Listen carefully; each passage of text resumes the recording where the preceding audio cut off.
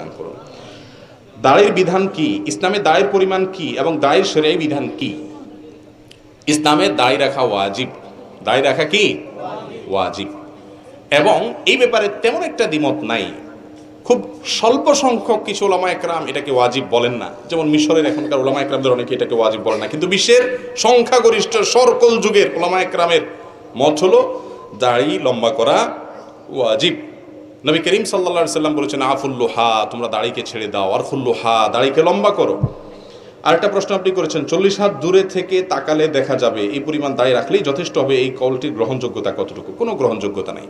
কোরআন হাদিসে কথা এরকম কথা বলে নেই যে 40 হাত দূর থেকে দেখলে আপনার দাড়ি বোঝা যাবে। অনেক মহিলার দাড়ি 2-4টা থাকে, 40 হাত কেন 60 হাত দূর থেকেও বোঝা যাবে, তাহলে কি তার জন্য দাড়ি, এটা দাড়ি বলা হবে নাকি? না ভাই, দাড়ি লম্বা করা ওয়াজিব। আপনি রাখতে না পারেন ভিন্ন কথা, তবে হ্যাঁ, কেউ যদি লম্বা করতে না পারে, একটু ছোট রাখে, তো ন্যায় মামার চাইতে আলহামদুলিল্লাহ, তিনি কিছুটা তো রাখলেন, তাকে অ্যাপ্রিসিয়েট করা উচিত এবং বোঝানো উচিত যে নবী সাল্লাল্লাহু আলাইহি সাল্লাম দাড়িকে কি করতে বলেছেন? ছেড়ে দিতে বলেছেন, লম্বা করতে বলেছেন। আল্লাহ আমাদেরকে তৌফিক দান করুন।